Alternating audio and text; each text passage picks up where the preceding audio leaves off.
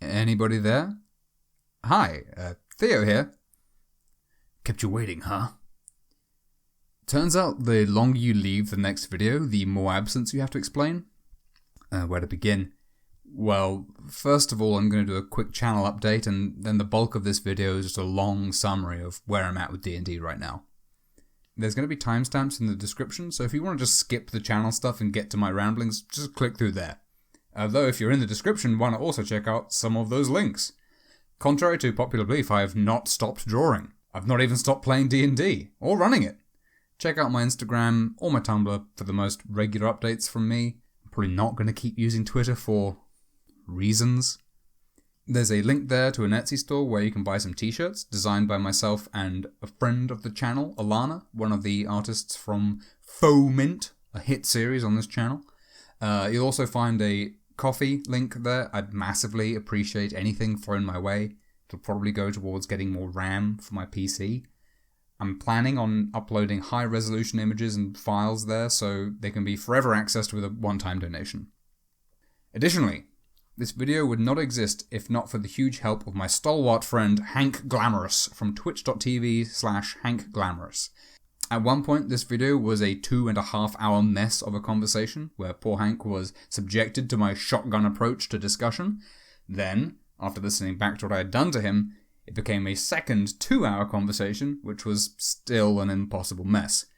The juice of this video is nothing but the best squeezings from all 4 hours of what Hank was able to get out of me, scripted out and structured for ease of consumption. So please do check out his stream. It's been a tremendous help. Right, time for excuses. Originally, this channel slowed down uploads because I actually started running D&D. As the main artist, audio, and video editor, I gave priority to the thing I actually wanted to do, which was DM. I had grand ideas of keeping the channel uploads diverse, so I didn't want every video just to be another screen recording of a session. All that ended up meaning is that the session videos got massively behind, and I wasn't making videos to put in between. Secondly, a real-life issue within the player group came to a head, and ultimately I had to come to the difficult decision to ask a player to leave the group. I had wanted to make a video which would bridge the gap between the last upload session and the first session after making that decision, but I had let the uploads lag so much that the task had become massive. At this point too, I was struggling to justify the huge money drain of Creative Cloud. Switching my drawing software to Clip Studio Paint has been good. Having to learn DaVinci Resolve instead of Premiere Pro has been harder. The last time that I tried to finish a work-in-progress video was last summer, which unfortunately coincided with my long-suffering hard drive failing, taking with it every single screen recording, every sketch, every animated video asset I had made to add production value. Eventually, I was able to take this as a good opportunity to move on and not worry about finishing old, unfinished stuff. But I regret letting this channel fall silent. I've only ever had positive responses to all the videos here, and it's really fun when I wasn't editing. Having measured up the task of summarizing those D&D sessions, I've decided to resume their consistent upload from the point that they were last uploaded. If it becomes a problem for them to be uploaded, I'll simply skip ahead to the session after asking the player to leave, and people at home will just have to do your best to follow along. Sorry about that. The bad news is, I have no intention of making any more videos discussing D&D after this one. The rest of this video will explain why I feel that way. For a time, I was considering pivoting this channel just to make videos about whatever I felt like, mixed in with the campaign uploads. But part of me still hates to have such a messy upload schedule, so I've come to a decision. Drawing Delvers, this channel, is now just for archiving the screen recordings of my campaign. Any new videos I make from this point will be on a different channel, linked in the description. I won't make any promises about how frequent those videos will be, or that there will be any coherent theme to the content beyond this stuff I want to make. But if you're here for me and my art, then do consider giving it a sub. I want to sincerely thank everyone who subscribed, liked, and commented to this channel. And I have to warn you that the rest of this video is a little bleak. Don't let me tell you how to have fun with D&D and TTRPGs in general, because I sure as hell am not going to listen to anyone telling me what to do either. Right. Let's get into it. I don't remember when I first became aware of D&D. I know I played the original Icewind Dale when I was 5, and had no idea what I was doing. For my whole childhood, I knew I was interested in D&D. Maybe I'd seen the books in my local Waterstones and their illustrations enticed my fantasy-loving mind. We can blame my father reading The Hobbit to me, Peter Jackson's Lord of the Rings movies, and my brother getting me into Terry Pratchett's Discworld novels for my mental state. Whatever that moment of contact with D&D was, it wasn't until I was probably 17 that I ever actually played it. I still remember clearly overhearing some friends on the other side of my sixth form common room talking about the D&D game that they had just started playing. I walked in a straight line toward them, climbing over a sofa housing my peers to insert myself into the conversation, and insisted that I join the game. I enjoyed what we called D&D then, mostly just shouting while throwing die without prompt. I wasn't disappointed with 4th edition and loved exploring the character builder, and when next became 5th edition, I liked actually learning how to play the game, and eventually how to run it.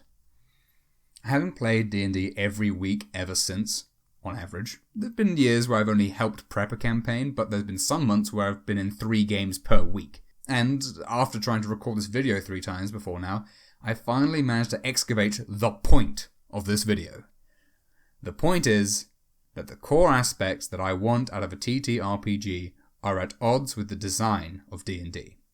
And that after a decade of trying to fit the square-shaped peg in the dragon ampersand-shaped hole, it's left me severely burnt out and out of love with the game. There are 3 core aspects that I've been pursuing. 1. The long game. The mythic 1 to 20 campaign. A dramatic story of epic proportion in line with the works of Tolkien and real-world mythologies. As a chronically overly ambitious person, I see the span of the levels to be the full potential of the game, so surely to fulfill that potential, the aim should be to have a campaign that runs that entire gamut, right? Secondly, the open world. Sandbox gameplay. The ultimate freedom to problem solve in the secondary world. Coming from games like Fable and Oblivion, my favourite childhood RPGs, the appeal of D&D had always been the potential limitlessness of scope for achieving the player's goals, and making your own goals. 3. The evolving character. For the players to leave their mark on the world, and the world to mark their character in turn. My favourite characters have always had goals outside of their character progression, and, as a DM, I want the players' characters to earn abilities and wear scars based on where they've been. On paper, these core desires sound exactly like D&D, to me at least. These are things that you can only achieve in a TTRPG, and D&D is the TTRPG. And this is where the problem arises. Despite D&D occupying the space of the RPG, the game that everyone knows and oft cited as a great generalizer, 5th edition D&D models a very specific genre. It encourages a specific style of play, and it needs to be run in a specific way to make the most of the systems in place.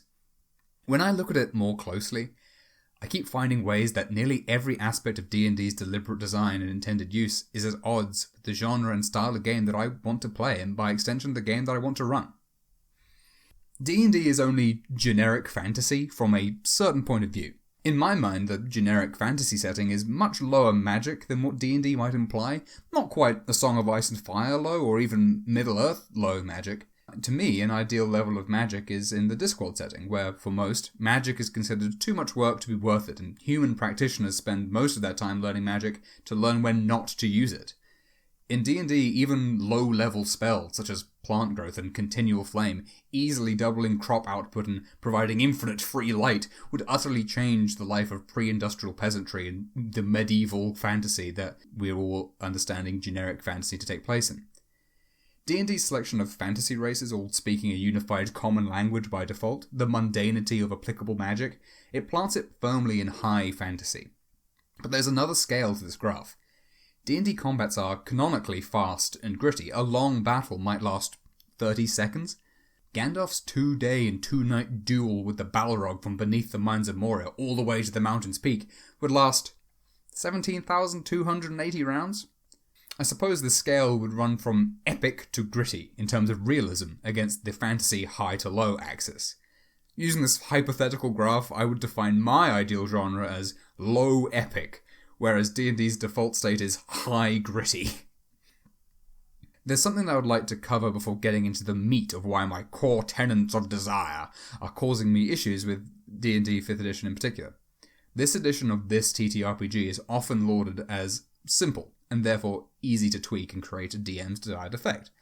Optional rules, such as flanking, gritty realism, common home rules, such as potions taking a bonus action, ignoring a sage advice ruling or errata, and of course fully homebrewed gear, features, spells, you name it.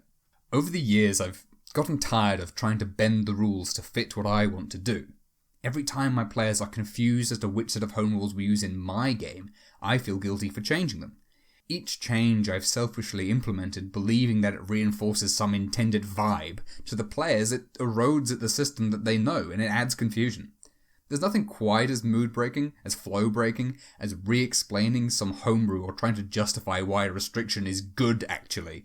The flow of the game is at its best when the players aren't thinking about the rules, and they can do that a lot easier when they aren't playing a Frankenstein's homebrew made out of the corpse of D&D. Here's another point. Game design is actually quite hard. Any ruling you want to change in D&D, you have to know why it's there in the first place, and what implications it might have to change, how the players will interact with it once it's in place. Sure, using a full action just to drink a healing potion might not be heart-pumping, but if everyone's chugging potions as a bonus, they're effectively massively reducing the damage output of the enemies. So, do you throw meaner encounters at them? Or let the tension deflate a little? How about homebrewed magic items? What happens when you get a little overzealous and it turns out to be game-breaking? Setting pride aside and opening the curtain to the players, admitting that you screwed up big time is hard, and telling the players that you have to take away the toys that you gave them in service to the greater good can be pretty sour.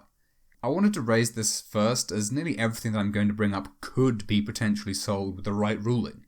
In theory, a DM can cook up home brew to give the D&D broth whatever flavour they can imagine. But I'm here to tell you now that the chunks of D&D added to that brew have a flavour of their own that is not so easily masked. I think this metaphor might have to end before it gets away from me. Everyone who has ever tried to run a long-term D&D campaign already knows the horrors that entails. The majority of games pitched as 1 to 20 campaigns fizzle out long before that, or end up in unexpected total party kills, long before a satisfying conclusion. My current game is far from the first epic scale campaign I've been involved in. It's not even the first I've had a hand in running. We already know that the larger the party, the more exaggerated the inherent issues of a TTRPG become. But the very same applies to increasing the intended longevity. There are two key factors which clash with the 1 to 20 in my mind: spontaneity and narrative.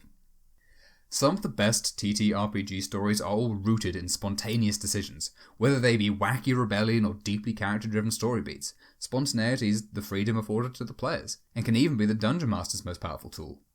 But as the campaign goes on, every decision has more and more riding on it.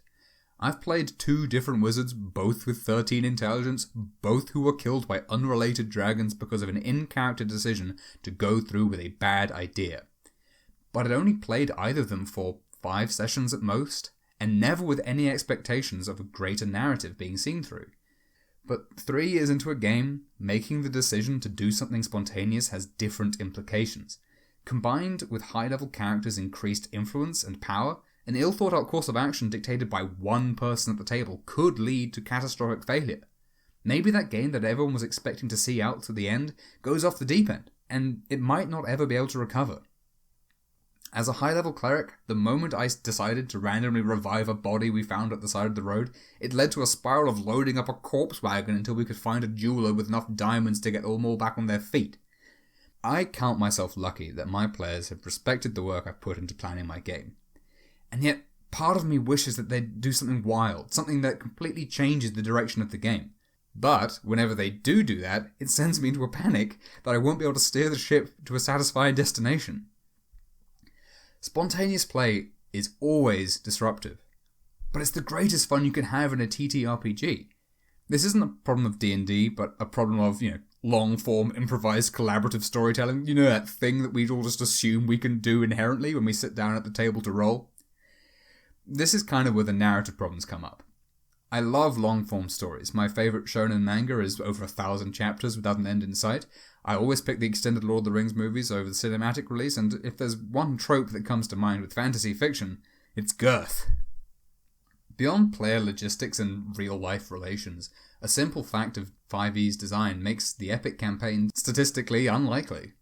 5e's balance leaning more heavily on the result of the D20 means that the outcome of encounters is much more random, and successful narratives are rarely written by chance. The primary tool of the DM to create drama is by threatening the player characters' lives. but the DM has surprisingly little control over how lethal an encounter might be. In D&D, a few critical hits can turn a routine encounter into a death spiral, so spells to revive characters from the dead have to start at 3rd level slots, with more and more powerful options to bring your allies or whoever you want back being piled on as the levels increase, taking away the threat and making the ultimate drama of character death into a normal part of high-level adventuring. I don't think any of this so far is especially new information. Anyone who's tried to run a long-running game could list 100 more hurdles that make the 1 to 20 campaign uniquely challenging. But, like Captain Ahab, I have a self-inflicted doom to chase Moby Dick, the white whale style of game which took my leg. Well, actually, it's just mostly taken a lot of my time. It's made me really stressed and stuff. Anyway. Within the confines of a short adventure or the literal bounding of a dungeon crawl, the damage of the players being thwarted is manageable. Players will naturally make plans which fail to account for hidden details, and good drama needs twists and turns outside of their expectations. But timing is key. In a short arc, allowing the players a little perceived progress before zagging on them doesn't feel like too much time wasted, especially if they've learned something or gained some advantage along that way. But what if players set their own goal, a long-term plan? The proudest I've been of my campaign was when the players decided that to have the best chance in a rapidly approaching duel was to gain levels. Make sense? The catch being, I had set the rule that to level up they must rest and train in an increasingly long period of downtime which would have taken them past the deadline for the duel. I had already established that divine intervention could skip the training period, and the paladin, newly religious, had had visions of a far-off mountain. What resulted was a completely organic adventure planned by the players in the sandbox of my open world to achieve a self-determined goal. It was great, but it certainly wasn't what I'd intended, and the plan was made with more than a few big assumptions on the players' part. How would they have felt months and months of weekly sessions later if, when they'd finally gotten to the prophesized goal, I revealed the well-thought-out law reasoning that they could have never known, which justifies me denying their desired reward, the very purpose of them engaging with that story hook? I don't think that there would have been any justification that would equal the discouragement that would communicate. The next time that they tried to decide on a grand plan, how could they not suspect that I would twist it to suit my ideas? When players suggest a solution to a puzzle, they hope they've solved it. When they make a plan, they can't account for hidden variables. Maybe it's not what the DM intended, but that's the freedom that you can only experience in a TTRPG. In a very, very reductive sense, once the players have set a goal in their sights, the only thing the DM can do to stop them is kill their characters. Thankfully, D&D is bursting with tactical combat juice. This is foreshadowing. Beyond narrative beats, progress is measured in levels. I already mentioned that whole story arc that occurred because of the drive and desire to gain levels. Metagaming you could call it, but the characters would certainly understand the link between adventuring and increased power. I have accumulated many minor gripes and complaints across the class system during my adventuring career, from the player perspective, looking for just the right flavour of character, and now from the DM side, watching in increasing horror as the party break free of my go-to restrictions. I don't wish to bore you with my exhausting anger at the chore of spell preparation or the tired point regarding the choice of short rest characters and long rest characters, but I will bore you with another point which I stole from an excellent Matt Colville video. Character progression is absolutely packed with cool stuff. In fact, it's nearly everything they need to be effective. In fact, characters are so stuffed with power on their own that the attunement limit has to be set to 3 to ensure that they don't get too powerful or complicated to play. Leveling up and receiving the class progression is the primary reward for players of 5e D&D, and this is where I steal Matt Colville's point. Because leveling up is more often than not decided by the DM based on how they want to pace the story using milestones, even the official adventures completely ignore the inadequate XP system. Levels are gained simply by showing up to D&D, the bare minimum. And through the bare minimum, they will obtain incredible power. The monk can just eventually decide to go to the astral plane. It's not even an excuse of rare components like with the plane shift spell or anything. This may sound like a back in my day we had to walk to school uphill both ways. which it can't be because I only really started following any of these rules when I was 19, well out of school, and the path from the train station to my school was pretty flat for the most part anyway. Additionally, I don't think that players who are audience members, there to have a good time with friends rather than treating D&D as their job, should be penalised for lack of commitment. But what I do think is that I'd rather the classes were a lot simpler, and that abilities and even subclasses were more like magic items, placed throughout the adventure for the players to discover within the narrative. As it stands, when an experienced player picks a class at level 1, likely picking an intended subclass too, unless of course you've already picked it at level 1 like some classes do, but the rest of the classes branch off a second or third level for no apparent reason, they know exactly what that character will be able to do at every stage of the game. Nothing that happens to that character, nothing that they do to interact with the world, and nothing that the world throws at them will change that class progression. Okay, unless you're a warlock and you haven't decided ahead of time all your invocations and sure, feats too, but don't you lie to me and say that you went into each ASI a completely blank slate and chose based on a narrative arc. Come on. Cut me some slack. The fullness of character classes leaves little scope for narrative-driven rewards from the DM, as they would threaten to overcomplicate or imbalance in unforeseen ways. Some classes, such as Warlock and Paladin, do lend themselves to a narrative, and with a little luck and a lot of planning, a DM can line up the taking of an oath or the uncovering of a mystic arcanum with a story beat. But without a long period of study or perhaps acquiring materials, how does a samurai suddenly become an elegant courtier, or an alchemist's experimental potion become much more potent just from clearing a dungeon? All my long-term characters have had goals outside of their class. As a bard, I've tried to establish myself as the most radical rock star in the universe. I wasn't working towards getting one more use of bardic inspiration whenever initiative is rolled. As a cleric, I wanted to build a homely congregation to an unassuming god, and just by showing up to D&D, he happened to become a mighty smiter along the way. Already knowing so much about the eventual systematic ability of a character just makes me want to find out what I can do outside of that system, not excited for something I've already read through before even rolling their first initiative. It took me a long time to realise that I wasn't really interested in tactical combat. For the longest time I had chased optional rules from flanking to facing, homebrewed weapon skills switching to a 2.5 foot grid for precise movement control. I think that I was trying to find a mechanical fix that would incentivize the off-meta play that had been replaced by the brutal efficiency of the action economy. As the majority of 5th edition's rules define the limits of combat, and both player and non-player character sheets are almost entirely devoted to combat actions, combat becomes the most restrictive element of play.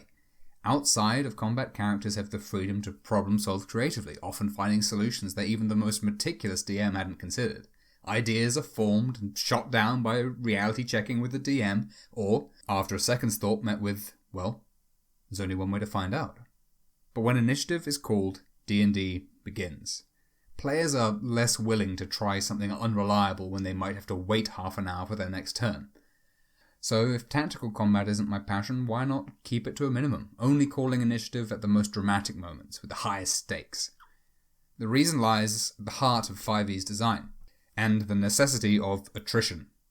Across an adventuring day, the player characters are ideally supposed to be gradually worn down, entering any final encounter bruised but determined.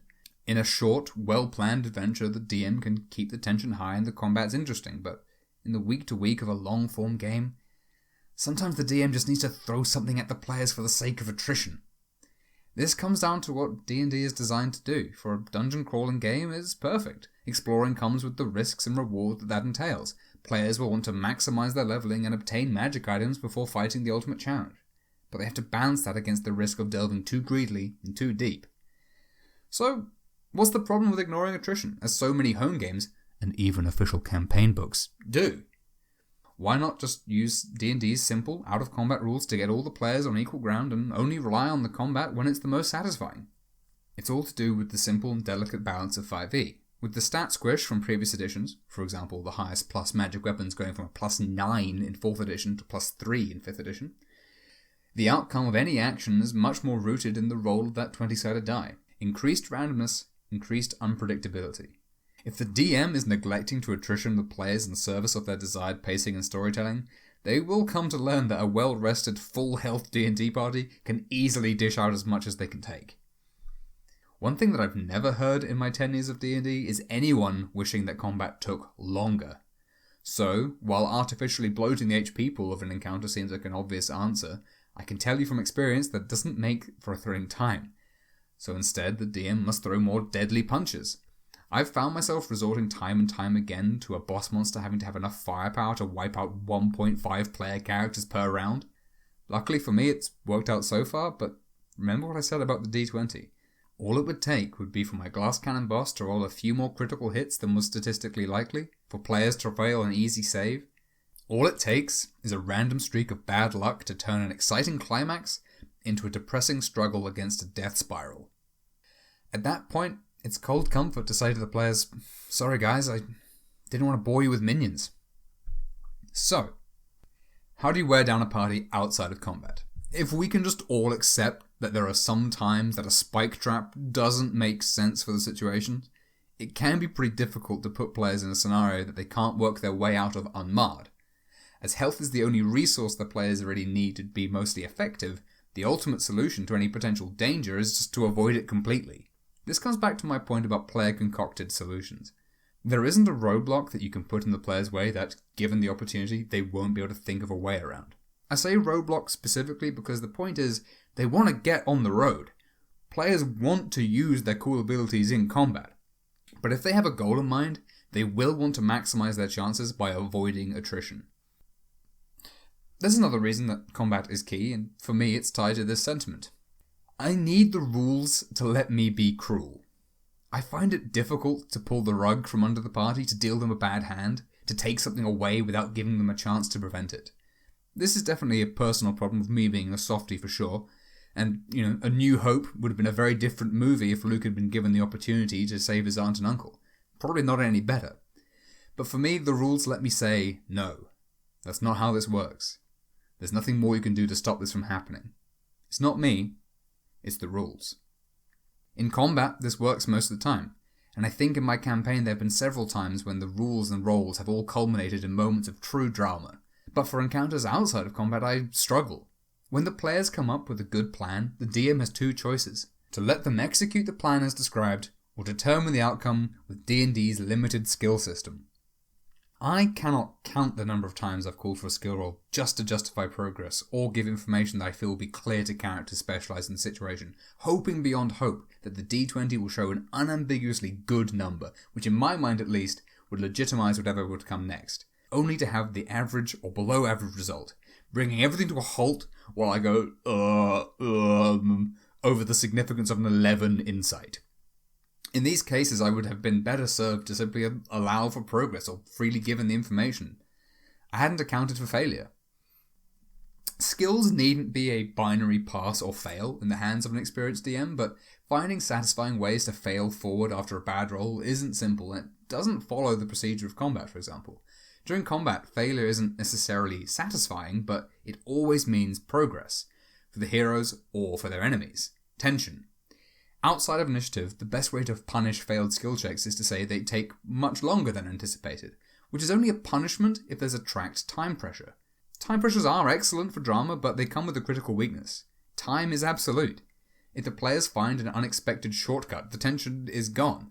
And if the D20 won't roll over 5 all night, then it might run out unceremoniously. I think that there could be a fix to this if health were a more general resource, such as stamina. I'm not the first to point out the hobby-wide confusion as to what HP actually models, but in D&D, you lose it by being successfully attacked, so the mind ties it directly to accumulated wounds. If every stealth check to sneak past the guards, every arcana roll to remember some long-lost lore to aid in a riddle depleted just a little health or stamina, then progress would always be coming with a price. I can't help but believe that if the choice were between avoiding combat with guaranteed HP loss against a quick scuffle that you could come out of unhurt, then we might empathise with Alexander the Great, face to face with the Gordian knot, and choose the sword. Let's wrap this up. I shall now quickly tear down each of my tenets of desire and laugh at the me who was naive enough to think that they'd be simple to achieve. 1. The long game. Everything is made exponentially harder the longer and more ambitious the project. That goes for everything in life. If I were running a game that fit the genre and style of play that D&D is actually designed to do, then I think this would be a much, much simpler problem. Still difficult, but I would be able to rely on the system to do what it does best. 2. The open world. The design of the D&D combat encounter versus non-combat encounter systems works best in bounded scenarios. While the idea of limitless player freedom is appealing, it ignores the fact that D&D is a game that is balanced a certain way. Out-of-combat encounters are solved simply with hand-waved spell solutions or skill checks, and the game inevitably boils down to tactical combat. Trying to allow the players complete freedom and fitting that into the balance of the system, all while trying to create a satisfying narrative, is an extraordinarily difficult juggling act. 3. The evolving character. Class progression is basic and mostly linear, without room for discovery of the character to follow the actual narrative and actions of the player. Simply put, character progression is completely unrelated to character development. For the last half a year, I have had my campaign on hiatus. I wanted to work on some other stuff. I just can't prep D&D without overworking myself, and I needed a break. I spent 70 hours struggling through some Elder Scrolls fan art. I sculpted and painted a 3D miniature. I made some assets for a game jam. I weighed up the worth and gave up on a comic project I've had in mind for 5 years. I might come back to it someday when I know how to make it interesting. I lost 15 kilos of body fat. That's just a brag. For 5 months, I didn't think for 1 second about my campaign. In the last month, I've finally spent putting together this video, reducing my rambling complaints into as swallowable a pill as possible. I've dredged up every petty negative feeling I've had and weighed it up. Hank had to listen to 4.5 hours of my ranting. Then I had to listen back to it as well. Though I was able to understand where I was coming from, the tiny normal person part of my brain was screaming, "My God, man, who cares?" But I think I found the point of the video. Before, I said that the point of the video was to explain how I wasn't getting what I wanted out of D&D. But actually the point of this video has been Dungeon Master Therapy. Laying out my endless ramblings, reorganizing them, laying them out again, and now finally pruning them down to their roots. For the first time since March, I actually thought about my campaign. I've had some ideas.